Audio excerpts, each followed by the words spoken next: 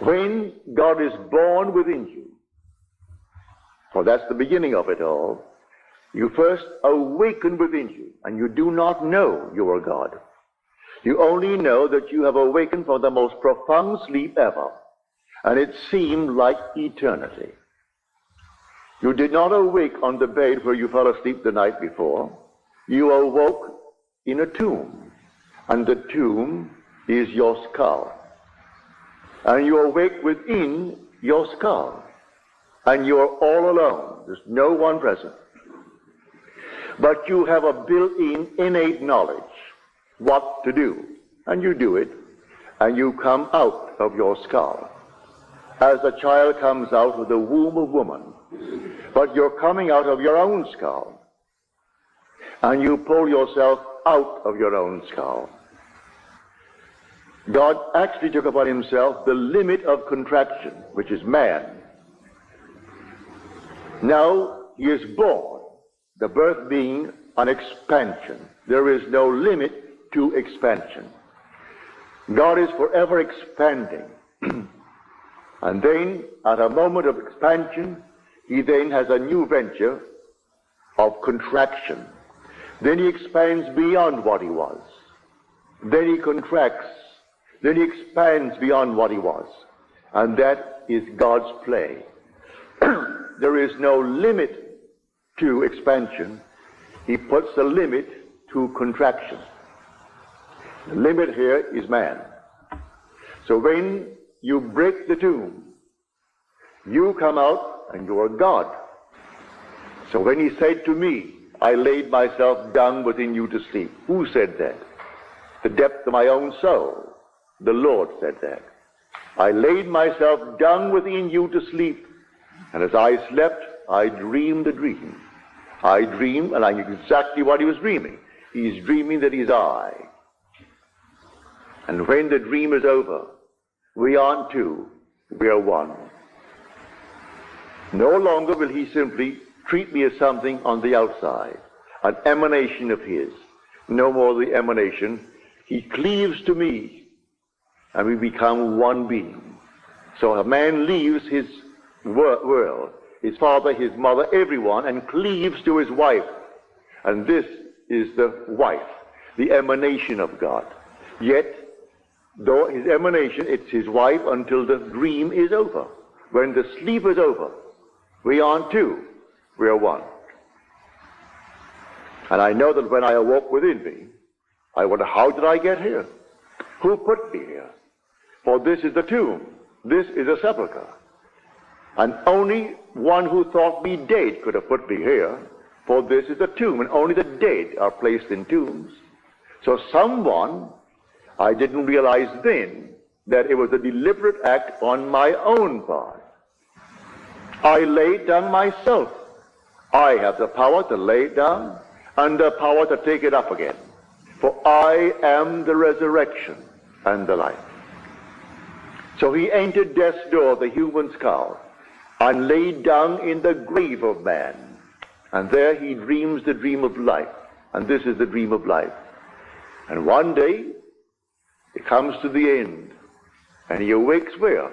In the tomb where he entered, to find himself there. It was a long dream. Thousands and thousands of years he's been dreaming this dream. You didn't begin in your mother's womb 70 years ago, or whatever year you may be. That's only a garment woven for you. You are eternal. You have no beginning and you have no end. Never was there a time when you were not. Nor shall there ever come a time when you shall cease to be. Beginning and ends are all dreams. It seems so real, but they're all dreams. But you have no beginning, no end. And when it happens in you, well, what a joy. I can't tell anyone the emotion that possesses you, and then you really are like one possessed. You walk in the dream of what happened, and you cannot think of anything but, really. You may be diverted for a little while. A small party, a big one would bore you. A few friends, yes. A large crowd, no. It doesn't interest you. A dinner party of a few chosen friends, yes. But to have an enormous crowd, no, that's nothing more than noise. Everyone's trying to, well, monopolize the entire picture. But a few chosen friends for a party, a delightful evening with words, where you're discussing reality, wonderful. But after it happens to you, may I tell you, you can't think of anything but, and your dreams are not dreams anymore. Your nights are not what they were prior to that waking. You wake and it's entirely different. And I can't explain to anyone who wakes every day of their life after a night of good sleep that that waking in the morning doesn't compare to this. It's something entirely different. As though you had never awakened before in your life. That's what actually you feel like. Something entirely different. But something was said to me just before I took the platform by a very dear friend of mine who is here tonight. Although he will admit to me and to everyone in the world, he is 101% American, but he cannot deny the fact that he has 101% of the Irish background in him too. So he gave me the definition of an Irishman. An Irishman is one who does not know what he wants. And there'll be no peace on earth until he finds it. Not exactly his words, he told it much better than that, but that's the essence of it. He does not know what he wants, and there'll be no peace on earth until he finds it. Well, that's the whole vast world. Asking, what do you want? He doesn't really know what he wants, because what everyone wants is to find the Father. And you can't find the Father without the Son. Basically, we're trying to find the cause of the phenomena of life. What makes things happen in my world? He told me, years ago, long before he met me, he had these sort of daydreams of, talking to a crowd. Maybe going on radio, maybe on TV. Here out of the blue, someone came into his restaurant in Ojai and offered him a series of lectures here in New Mexico. Possibly send him into Arizona. She can arrange other things for him. And the whole thing is done. But he remembered these daydreams. Most of us don't remember. And when we are confronted with our own harvest, we deny it's our harvest. So I tell you, there is no such thing as an accident in this world. No. There is no such thing as a natural cause. Every natural effect has a spiritual cause. That is an imaginal cause, and not a natural. A natural only seems. It is a delusion of our fading memories. We can't remember when we set it in motion. He remembers that long before he met me in San Francisco, that this happened back east, this daydream of his, and now, suddenly, out of the nowhere, a seeming stranger comes into his world, listening to him in his restaurant, carried away with what he had to say, the way he said it, is moved to arrange this thing for him. He doesn't have to lift a finger to do it. It all will be done for him. So I say, dream noble dreams. Wonderful dreams. If they don't come to pass tonight, tomorrow, or next week, you keep on dreaming them. But try to put yourself into the dream as though it's taking place. And try to live in it. Be possessed by the dream. And see the whole thing unfold within you in this world of Caesar. Always bearing in mind the real dream. It must come to an end only when it's fulfilled.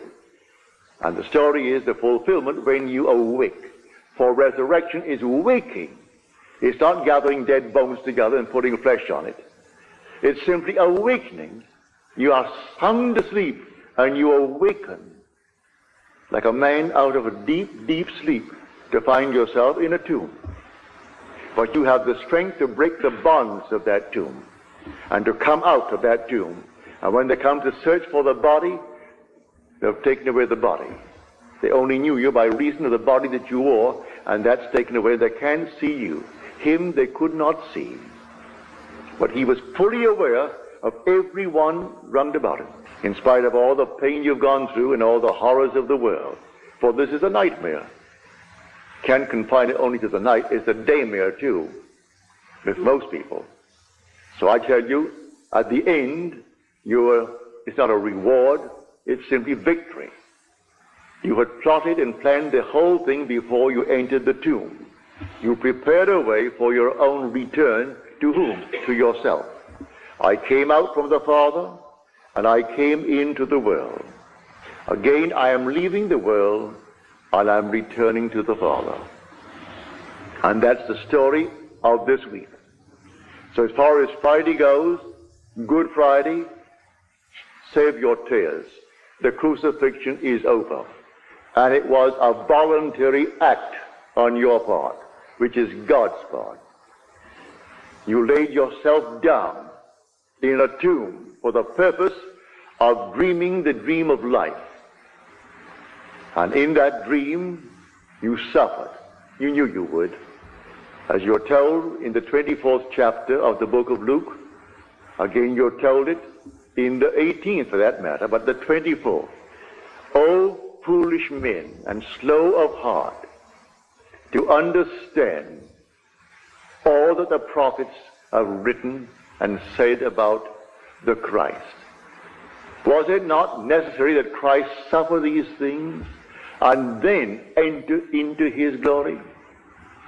It's part of the training. These are the furnaces. Now let us go into the silence.